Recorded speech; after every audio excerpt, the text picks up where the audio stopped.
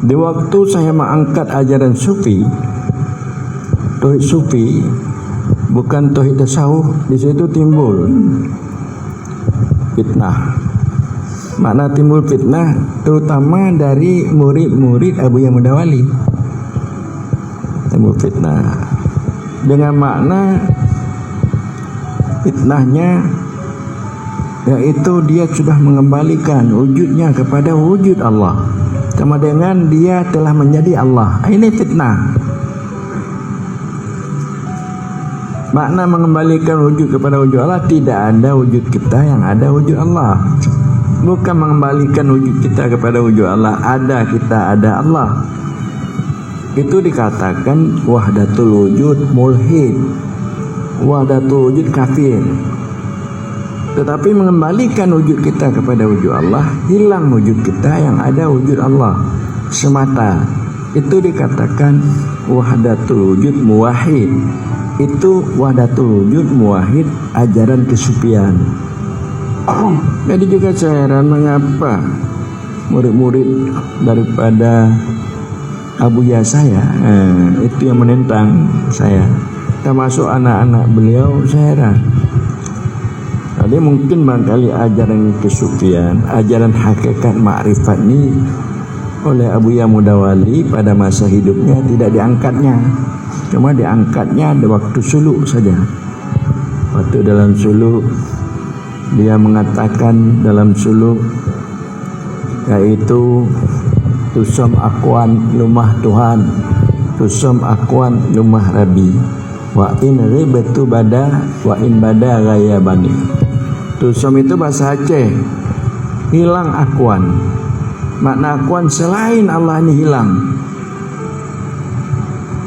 Tusam akuan lumah Tuhan, baru roh kita, sir kita menyaksikan keberadaan Allah.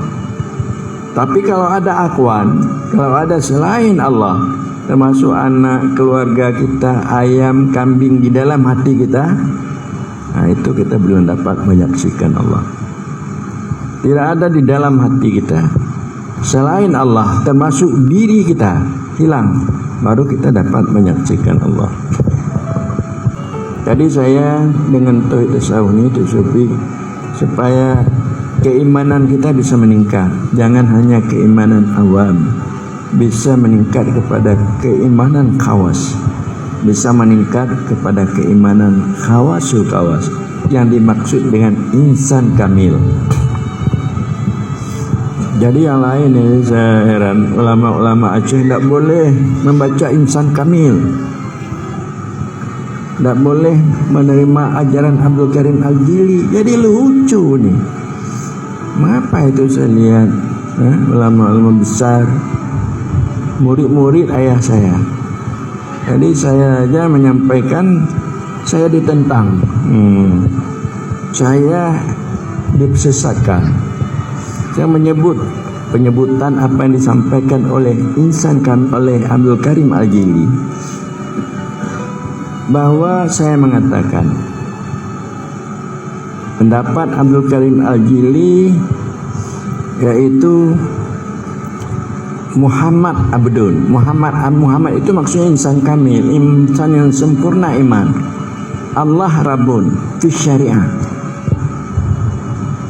Kalau kita patuh kepada perintah dan larangan syariah, tahu kita hukum, orang insan kamil ini dia menjadi budak Allah.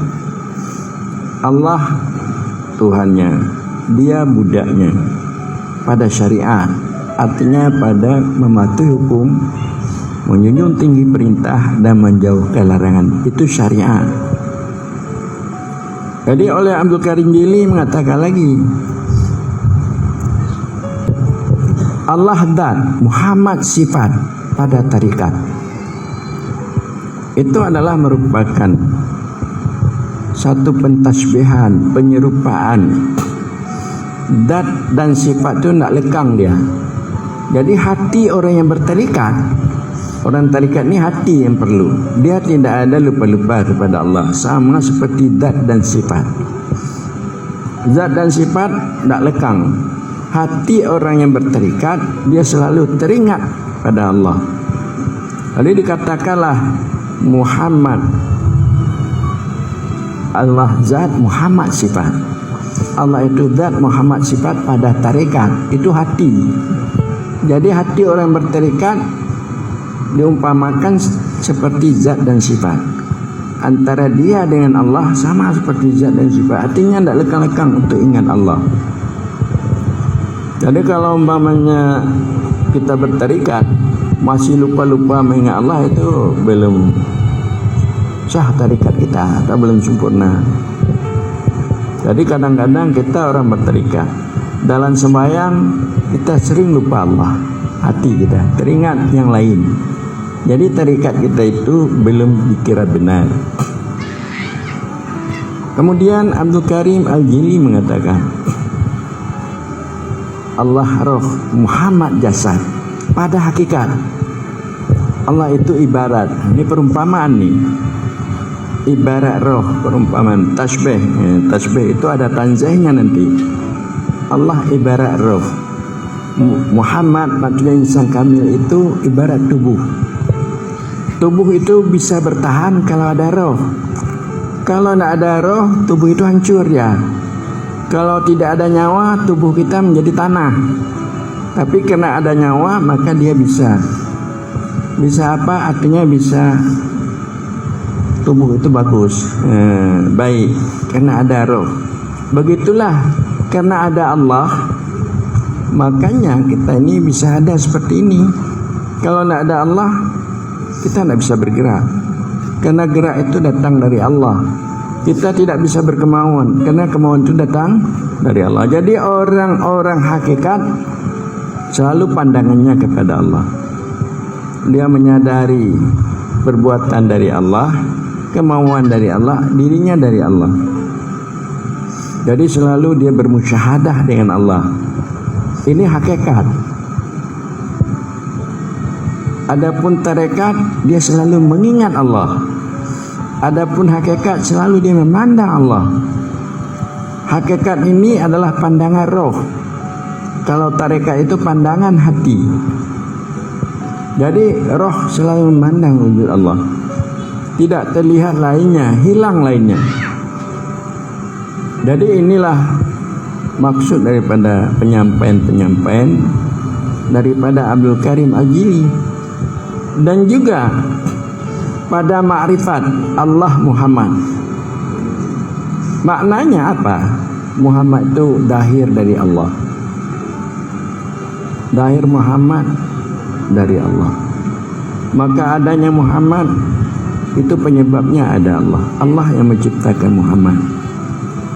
Jadi Muhammad itu sebagaimana telah dikatakan oleh tasawuf, kalaulah umpamanya tidak ada Muhammad, kita tidak akan untuk dapat tahu Allah. Kuntu kanzan makhfiyah, adalah aku gedung yang tersembunyi. Fa'aratu an wa'arafa, aku berkehendak supaya bahwa aku dikenal. Fakhalaqtul khalqa, maka aku jadikanlah makhluk, yaitu Muhammad. Jadi Muhammad itu diciptakan Allah untuk dapat mengenal Allah. Para hadirin hadirat sekalian, dengan ucapan Abdul Karim Al-Jili inilah penyebab saya mengadakan zikir ratib Siribe. Ratib Siribe, waktu kita berzikir la ilaha illallah, kita teringat Allah. Terbangun hati kita, tapi belum penuh ingatannya.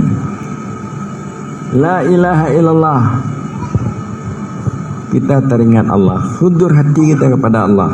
Kalau yang pertama tadi terbangun untuk mengingat Allah, ini la ilaha illallah, hudur hati, lupa selain Allah. Berzikir lagi la ilaha illallah, diri kita tidak teringat lagi kita waktu kita berzikir la ilaha illallah. Orang yang berzikir tidak teringat selain Allah, maka kehidupannya dibantu oleh Allah. Apa yang dikehendakinya diberikan jalan untuk mudah tercapai. Kalau orang yang berzikir, dia berzikir dirinya hilang, tidak teringat lagi, itu zikir sufi. Sebelum apa hajat yang dia berhajat, hajat itu telah dipersiapkan oleh Allah.